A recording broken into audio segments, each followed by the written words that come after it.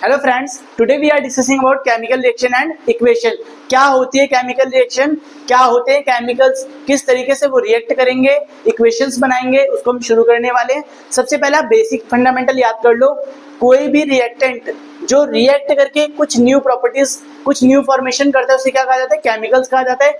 Example के लिए आप याद कर लो, 1 से लेकर हमने 20 तक एलिमेंट याद करे हुए हैं, हाइड्रोजन, हीलियम, लिथियम। ठीक है, तो अगर आप ऐसे याद कर लोगे तो याद रहेगा आपको। ये जो एलिमेंट्स होते हैं, ये जब एलिमेंट रिएक्ट करते हैं और कुछ नया बनता है, कुछ नया फॉर्म होता है, कुछ नई स्टेट्स आती है, उन्हें केमिकल रिएक्शन कहा जाता है। लेकिन डेफिनेशन दी हुई है, a chemical reaction is a process. Chemical reaction एक प्रोसेस है जिसके अंदर हम डिस्कस करते हैं, ओरिजिनल चीज को कन्वर्ट करते हैं किसमें, अपने नेचर और अपनी प्रॉपर्टीज को चेंज करके वो नई फॉर्मेशन करता है, उसे क्या कहा जाता है? केमिकल रिएक्शन कहा जाता है। एग्जांपल के लिए जैसे मैग्नीशियम है, मैग्नीशियम जब सिंगल है, अगर आप देखें सिंपलर सब्सटेंस पे फॉर्म में पाया जाता है, बट जब ये रिएक्ट करता है ऑक्सीजन के साथ तो क्या फॉर्म करता है? MgO2। ठीक है, तो यहाँ पर जो MgO2 बना, आप ध्यान दें तो ये क्या बन गया? मैग्नीशियम ऑक्साइड बन गया है। अब मैग्नीशियम ऑक्साइड की खासियत है बच्चों यहाँ पर कि जो पहले मैग्नीशियम था वो सिंपलर फॉर्म में था, तब हम इसे क्या कहते थे? रिएक्टेंट। इट मीन्स कोई भी चीज अगर लेफ्ट हैंड साइड पे लिखी है तो उसे क्या कहेंगे? हम रिएक्टेंट कहेंगे। जो भी राइट हैंड साइड पे लिखा हुआ है उसे क्या कहेंगे? प्रोडक्ट कहेंगे। अब क्वेश्चन आएगा, सर यहाँ पर इक्वल का निशान लगा नहीं है। ये निशान जो है इम्प्लाइज दैट, ये बताएगा कि रिएक्टेंट के द्वारा क्या बना है? प्रोडक्ट बना हुआ है। अब रिएक्टेंट जब रिएक्ट करते हैं तो कुछ तरह के चेंजेस करते हैं, जिन चेंजेस के ऊपर हमें डिस्कस करना है। सबसे पहला चेंज होता है change in colour, change in states. Example याद कर लो, देखो कलर में चेंज, स्टेट में चेंज, टेम्परेचर और इवोल्यूशन ऑफ गैस।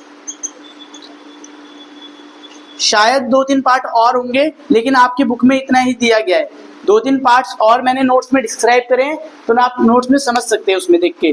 पहला देखते हैं कलर के अंदर चेंज। जब कोई रिएक्टेंट रिएक्ट करता है, जैसे मैग्नीशियम ही है, अगर आप मैग्नीशियम को देखेंगे सिंपलर फॉर्म में तो कलर डिफर होता है। जब उसे बर्न करते हैं या ऑक्सीजन के साथ रिएक्ट करती है तो डिफरेंट कलर होता है। आप एग्जांपल ले लो, मैग्नीशियम हटाओ, आयरन को देखो, आपके घर पे लोहे की कील होगी, जब वो रिएक्ट कर लेती है तो वो orange colour, red colour, reddish colour, differ form में पाई जाती है। स्टेट का मतलब क्या होता है? यहाँ पर स्टेट दिल्ली हरियाणा नहीं है, यहाँ पर स्टेट क्लास 9 का टॉपिक है, सॉलिड, लिक्विड और गैस। जैसे एग्जांपल के लिए हम बात करते हैं हाइड्रोजन और ऑक्सीजन की। हाइड्रोजन जो है यहाँ पर गैस की फॉर्म में प्रेजेंट है, ऑक्सीजन किस फॉर्म में प्रेजेंट है? गैस की। लेकिन जब ये दोनों रिएक्ट करते हैं बच्चों तो क्या बनाते हैं हमारे पास? H2O। यही H2O है जिसके लिए हम सफर कर रहे हैं, इट्स कॉल्ड वाटर। तो वाटर जब बन जाता है तो ये किस रूप में आ जाता है? लिक्विड स्टेट में आ जाता है। इट मीन्स तो भी केमिकल रिएक्शन का पार्ट है। अच्छा सर, अगर सिर्फ एक चेंज हो जाए, मतलब इन चारों में से कोई भी एक चेंज हो रहा है तो भी केमिकल रिएक्शन कहलाएगा। ठीक है, टेम्परेचर चेंज इसका बहुत अच्छा एग्जांपल है। कोई भी सब्सटेंस है वो नॉर्मल जैसे कूल है, उसको अगर हमने रिएक्ट करा वो हॉट हो जाए, हीट रिप्रेजेंट करे तो क्या कहलाएगा? टेम्परेचर में चेंज आ गया। जैसे एग्जांपल के लिए पीओपी ले लो आप, प्लास्टर ऑफ पेरिस, सबके घर पे पाया जाता है।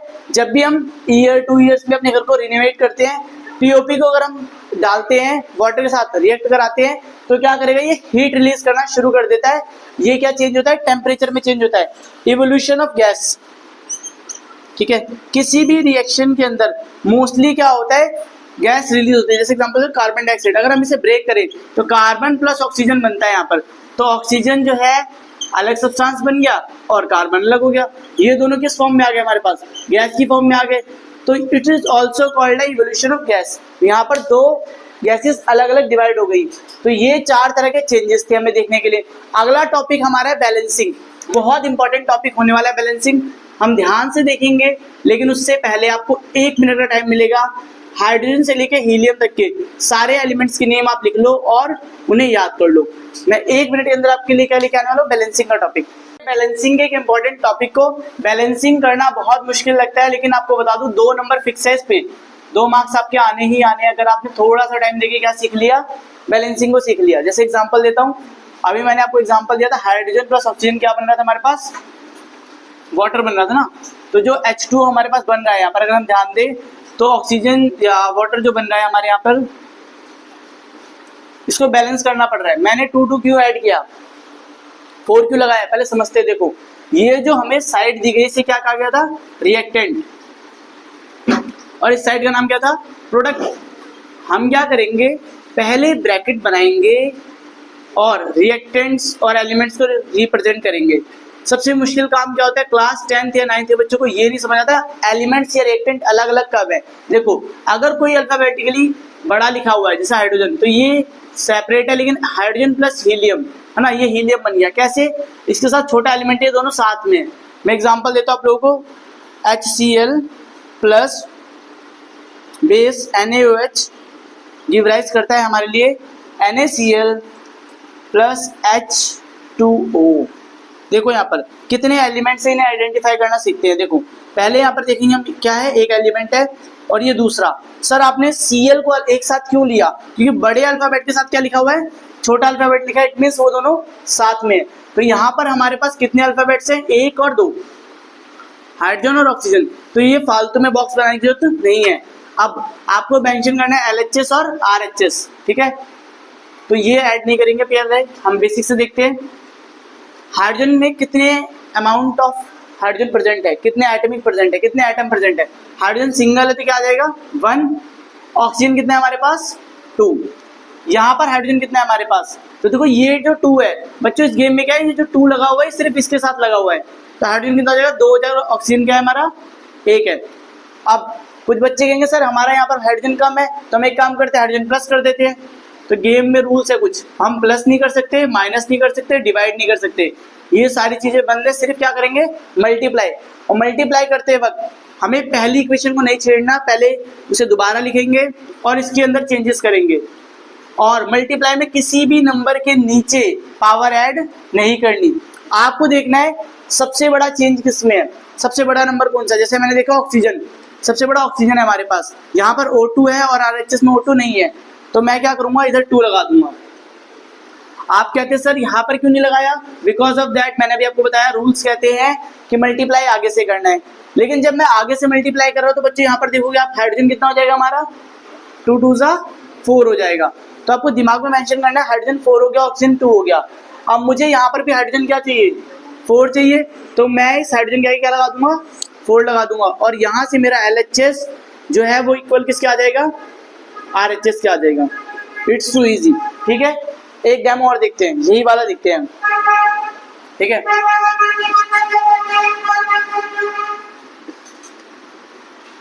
लोग कितने बॉक्स बनाने, पहले उसके लिए काउंट करना पड़ेगा कितने एलिमेंट है हमारे पास, 1 2, यहाँ पर Na एक साथ है 3, O 4, और देखो यहाँ पर हाइड्रोजन आ चुका है, तो हम हाइड्रोजन को दोबारा मेंशन नहीं करेंगे। तो हमारे एलिमेंट कितने हो गए, हाइड्रोजन दोबारा आ रहा है इसलिए हम एक ही बार करेंगे। तो 1 2 3 4 एलिमेंट्स हो गए हमारे पास, सोडियम, ऑक्सीजन, हाइड्रोजन और क्लोरीन, ठीक है। एलिमेंट्स लिखेंगे हम यहाँ पे LHS और RHS। अब आप ध्यान दो, यहाँ पर सोडियम कितना है, सर सोडियम के साथ कोई नंबर नहीं लगा, इट मीन सोडियम कितना है हमारे पास 1 है। ऑक्सीजन कितना है हमारे पास, यहाँ पर भी कुछ नहीं लगा, 1 है। हाइड्रोजन गिनते हैं बच्चों, यहाँ पर एक हाइड्रोजन दिया और एक यहाँ पर हाइड्रोजन दिया है, तो कितने हाइड्रोजन हो गए 2। और क्लोरीन कितना है हमारे पास 1 हो गया। अब इस साइड देखते हैं हम लोग, RHS की साइड, Na कितना है हमारे पास 1, क्लोरीन कितना है हमारे पास 1, हाइड्रोजन कितना है हमारे पास 2 और ऑक्सीजन कितना है 1। मेंशन कर दो 1 1 2 और 1। क्या हमारा LHS और RHS बराबर है, तो आप देखोगे हाँ सर पहला ब्रैकेट, सेकंड, थर्ड, फोर्थ सारे ब्रैकेट बराबर हैं, वो पहले से किसके इक्वल दिया हुआ है, RHS के इक्वल दिया हुआ है।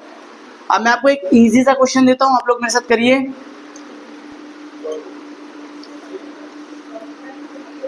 आप इसे बैलेंस करिए, ठीक है, और बैलेंस करके आंसर कमेंट करिए। मैं आपको नेक्स्ट टॉपिक शुरू करता हूँ।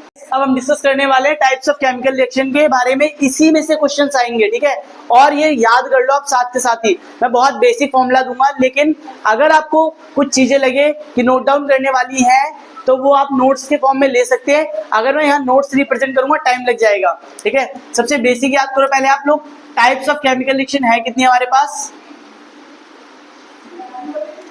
मैं 4 मेन पे डिस्कस करूंगा, फिर उसकी बहुत सारी टाइप्स भी है। पहला मेन है हमारे पास कॉम्बिनेशन रिएक्शन। देखो इसी को अगर आप सही से समझो तो आगे करने की जरूरत नहीं पड़ेगी। कॉम्बिनेशन रिएक्शन का मतलब होता है कंबाइन करना, सिंपल समझ आ रहा है। कॉम्बिनेशन में कंबाइन करना, तो कंबाइन किसको करेंगे हम, 2 और मोर रिएक्टेंट्स को। 2 या 2 से अधिक रिएक्टेंट मिलकर क्या करते हैं, एक प्रोडक्ट बनाते हैं, उसे क्या बोलते हैं हम, कॉम्बिनेशन रिएक्शन कहते हैं। जैसे एग्जांपल के लिए H+O2, यहाँ बन गया हमारा एक प्रोडक्ट H2O। अगर आप ध्यान दो बच्चों, तो जब हमने रिएक्टेंट्स को कंबाइन करके क्या बनाया, प्रोडक्ट बनाया, तो उसे क्या कहा गया, उसे कहा गया कॉम्बिनेशन रिएक्शन। अगला टाइप है हमारा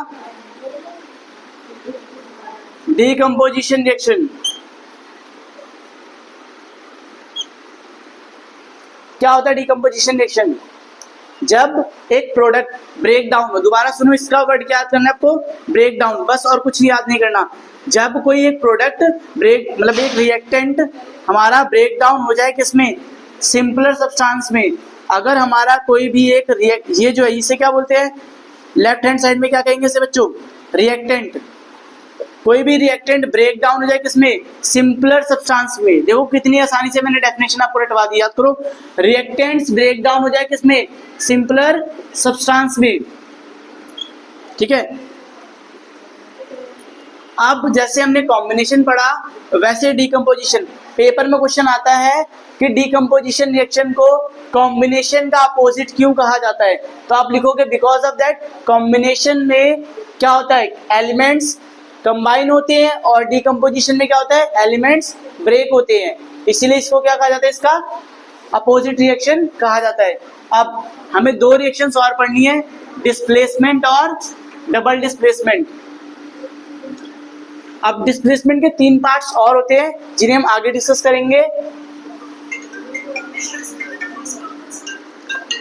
डबल डिस्प्लेसमेंट का, ठीक है।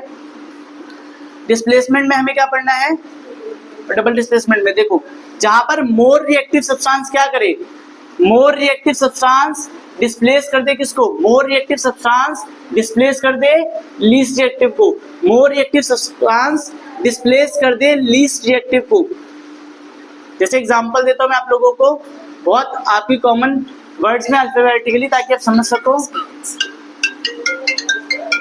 डिस्कस कर रहे थे हम लोग डिस्प्लेसमेंट रिएक्शन को, जिसमें मोर रिएक्टिव सब्सटेंस क्या करता है। देखो 2 वर्ड याद करो, मोर रिएक्टिव सब्सटेंस क्या करेगा, डिस्प्लेस करेगा किसको, लीस्ट रिएक्टिव को। याद करो, मोर रिएक्टिव सब्सटेंस डिस्प्लेस करेगा लीस्ट रिएक्टिव को। More reactive substance displace least reactive, याद रहेगा, more reactive substance displace the least reactive. Okay, कोई डाउट, दोबारा याद कर लो। मैंने क्या सिखाया, मोर रिएक्टिव सब्सटेंस डिस्प्लेस करने वाला है लीस्ट को। जैसे एग्जांपल के लिए यहाँ पर देखते हैं हम लोग, A+B की बॉन्डिंग है, जब C के साथ रिएक्ट कराते हैं तो C को हम मान के चल रहे हैं एग्जांपल के लिए कि क्या है, मोर रिएक्टिव है, तो डिस्प्लेस कर देगा किसको, B को, और A-C का बॉन्ड बन जाएगा, ठीक है। देखो A और B 2 बॉन्ड्स थे, 2 एलिमेंट्स थे जिन्होंने रिएक्शन करी। A भी एक कंबाइंड फॉर्म में थे। जब मैंने किससे रिएक्शन कराया इसको, एलिमेंट C से, तो C ने इसको क्या कर दिया, डिस्प्लेस कर दिया। As well as double displacement में होता है, लेकिन डबल डिस्प्लेसमेंट में एग्जांपल दिया था मैंने आप लोगों को अभी, ये रहा एसिड प्लस बेस, है ना। मैंने स्ट्रॉन्ग एसिड और स्ट्रॉन्ग बेस को लिया, रिएक्ट कराया, तो क्या बना, सॉल्ट प्लस वाटर।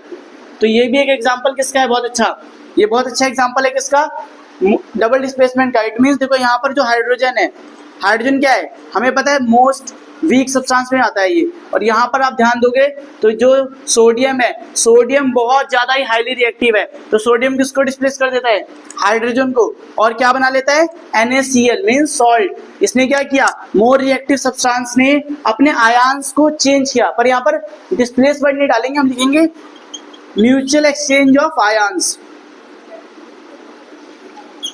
आपको ये वर्ड याद करना है। देखो मैंने हर टॉपिक का एक इंपॉर्टेंट वर्ड दिया है, वो डेफिनेशन में होना ही होना चाहिए। डेफिनेशन आप कुछ भी लिखो बट ये लिखना है म्यूचुअल एक्सचेंज ऑफ आयंस। यहाँ पर सोडियम ने हाइड्रोजन को डिस्प्लेस किया और उसकी जगह ले ली, एज वेल एज हाइड्रोजन ने क्या किया, यहाँ पर एक नया बॉन्ड बना लिया वाटर के साथ। तो एक एग्जांपल था डबल डिस्प्लेसमेंट का। अब हम डिस्कस करने वाले हैं endothermic, exothermic, oxidation, reduction, corrosion, rancidity और डिस्प्लेसमेंट के तीनों टाइप को। तो फटाफट से इसको एक बार समझ लो, पॉज कर लो, मुझे जो चीज समझना है उसे देख लो, फिर मैं लेके आता हूं नया टॉपिक।